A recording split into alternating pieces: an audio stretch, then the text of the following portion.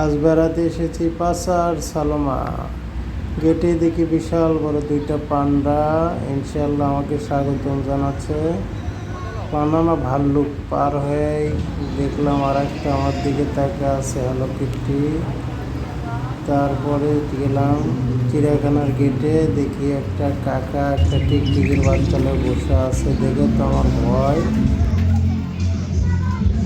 ও অসাধারণ একটা কাঁকড়া একটা অ্যাকুরিয়াম মধ্যে দিছে। এটা কি কচ্ছপের বাচ্চা? এটা দূরের বাচ্চা, এটা সাগরের দূরা। ও অসাধারণ। এটা ব্যাং, ও খোলা ব্যাং, এটা খোলা ব্যাং। এটা জংলি ব্যাং।